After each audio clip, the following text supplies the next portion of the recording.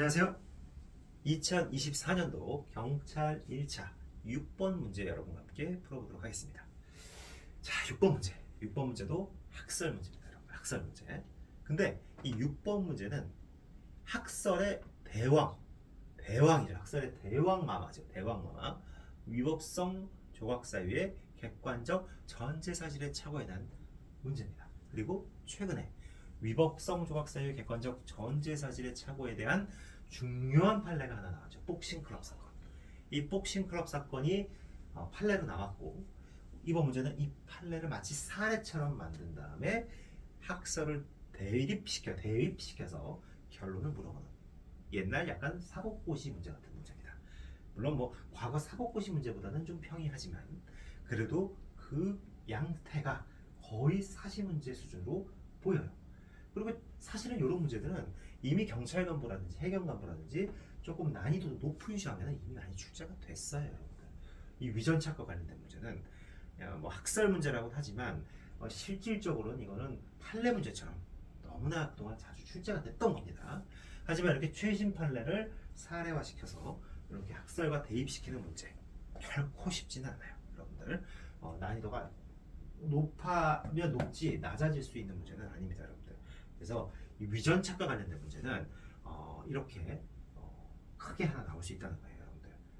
과거에는 거의 매년 나왔었는데 최근에 조금 좀 뜨문뜨문 나오다가 이번에 아주 전면으로 나왔죠, 그죠? 그래서 이 문제 한번 풀어보시면 6번 문제. 자, 6번 문제 보시면 다음 사례에 대해서 위법성 인식의 체계적 지위에 관한 학설의 설명으로 가장 적절한 것은 이렇게 묻고 있네요. 자, 한번 사안 보죠. 자, A는 관장 B가 운영하는 복싱 클럽에 회원 등록을 한 후 등록을 취소하는 문제로 이 관장 B로부터 질책을 들었어. 질책을 들은 다음 약 1시간이 지나 다시 복싱 클럽을 찾아 B에게 항의를 한 거예요. 아니, 네가 뭔데 나한테 이래라 저래라야? 항의를 한 거예요, 이 젊은 친구가. 그 과정에서 A와 B가 서로 멱살을 잡아당기거나 뒤엉켜 몸싸움을 벌였어요. 근데 이를 옆에서 지켜보던 코치 갑은 이 A가 다시 찾아온 것부터가 뭔가 수상쩍은 거예요. 그러니까 A가 왼손을 주머니에 넣어서 특정한 물건을 꺼내 움켜쥐자, 이거 손주머니 이 주머니에 뭐가 튀어나올 것 같은 거죠. 근데 이거를 움켜쥐고 혹시 칼이 아니야? 이렇게 의심할 수 있죠, 우리가 일반적으로. 움켜쥐자 조금만 주의를 기울였으면 흉기가 아니라는 것을 알 수 있었음에도 불구하고, 이거 중요한 표현이네요. 조금만 주의를 기울였으면 흉기가 아니라는 것을 알 수 있었음에도. 그 당시 상황이 굉장히 좀 긴박했던 것 같아요. 조금만 얘가 손에 쥐고 있는 게 뭔지 한번 눈으로 딱 스캔만 했으면 알 수도 있었을 텐데 그거를 제대로 못 본 것 같아요. 그리고 그냥 막연히 흉기라고 생각한 것 같아요. 있었음에도 불구하고 B를 찌르기 위해 흉기를 꺼낸다고 오인해서 A를 다치게 해서라도 이를 막고자 이 코치 갑은 A의 왼손을 때려 손가락 골절상을 입힌 거예요. 그러나 A가 움켜쥔 물건은 나중에 어떤 뭐 증거 취신을 위한 것 같아요. 휴대용 녹음기로 밝혀진 거예요. 자, 이 코치 갑한테는 도대체 어떤 죄가 성립할 것이냐 이거죠.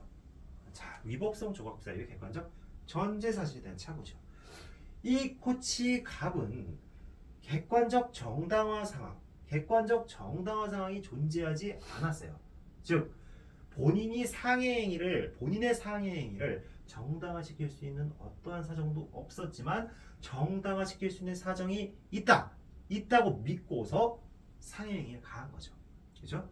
따라서 객관적 정당화 상황은 없었어요, 사실은. 없었던 거고, 다만 객관적 정당화 상황이 있다라고 오인을 했죠. 주관적 정당화 요소는 어떻게 보면 있었던 거예요. 그렇죠? 그래서 뭐다? 위법성 조각사의 객관적 전제 사실이 없는데 있다고 착각한 위전착 사안이라는 거예요. 따라서 이 위법성 인식과 관련돼서 어떻게 이거를 판별해야 될지 이게 굉장히 중요한 부분입니다. 자, 여기에 대해서 우리 학설 엄격 고의설이라는 게 있어요. 1번 지금 볼게요. 엄격 고의설에 따르면 갑에게는 A에 대한 상해죄의 고의가 인정된다. 자, 고의설은 뭐죠? 고의설의 핵심은 고의 안에 위법성 인식이 포함되어 있다는 거예요.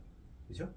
위법성 인식이 포함되어 있다는 거예요. 특히나 되게 중요한 부분은 뭐냐면 현실적으로 위법성을 인식하는 것은 당연한 거고 위법성 인식 가능성이 조금이라도 그러니까 위법성의 인식 가능성까지 이 고의의 개념에 포함시켜 버려요. 즉 이 고의의 개념 안에 이게 고의면 여기 현실적인 위법성 인식뿐만 아니라 위법성 인식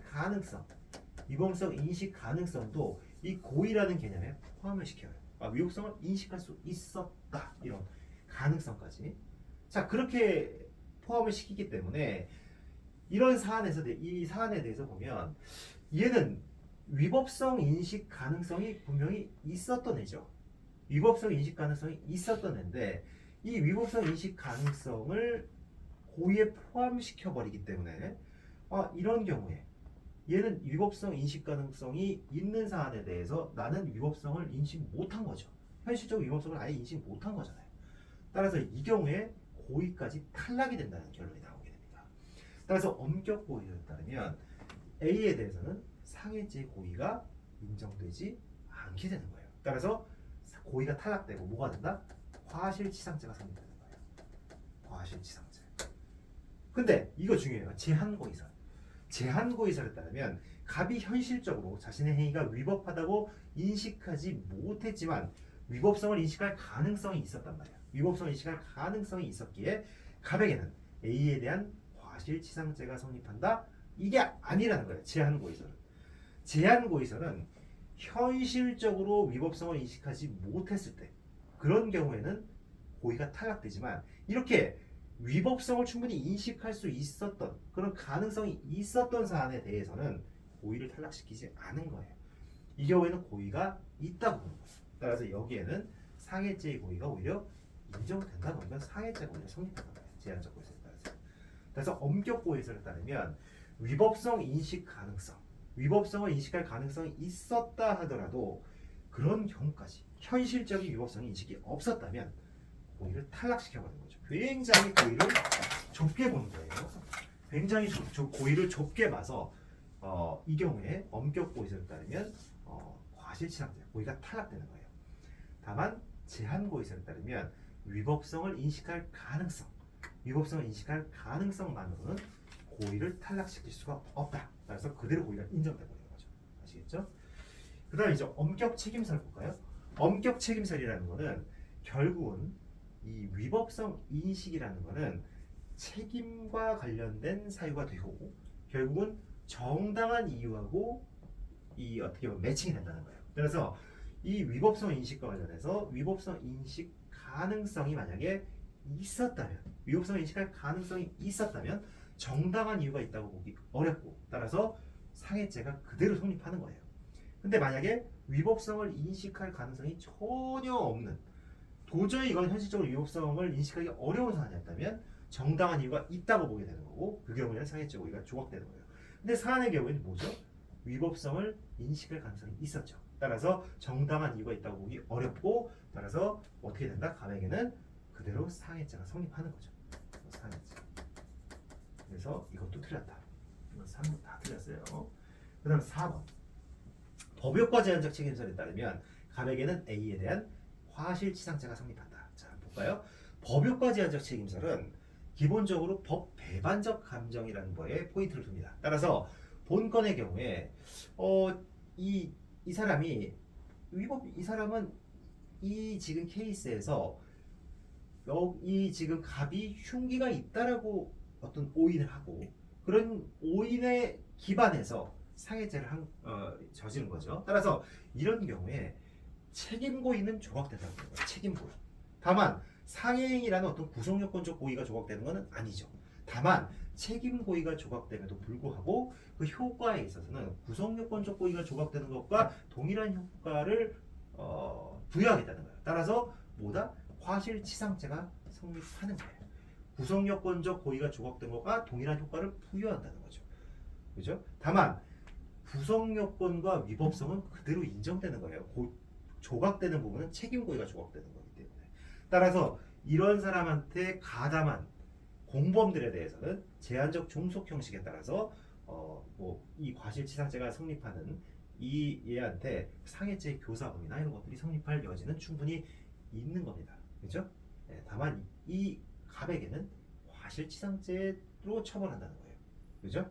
그래서 이 법유과 제한적 책임설에 따르게 됐을 경우에 그 효과를 구성요건적 고의가 조각되는 것과 동일한 효과를 부여하겠다는 거고, 고의가 조각되는 구성요건적 고의가 조각되는 것이 아니라 책임 고의가 조각되는 거다. 그래서 오는 4번은 맞는 얘기가 되는 거예요. 4번이 답입니다. 네? 그래서 이 4번과 관련해서 이 지문과 관련해서 한번 쭉 보시면 아까 제가 말씀드렸지만 엄격 고의성은 위법성 인식을 고의의 내용으로 봐요. 따라서 위법성 조각 사유의 전제 사실에 대한 착오로 인하여 현실적인 위법성 인식이 없다면 위법성 인식이 고의의 내용이기 때문에 위법성 인식이 없으면 고의도 탈락되는 거예요. 그렇죠?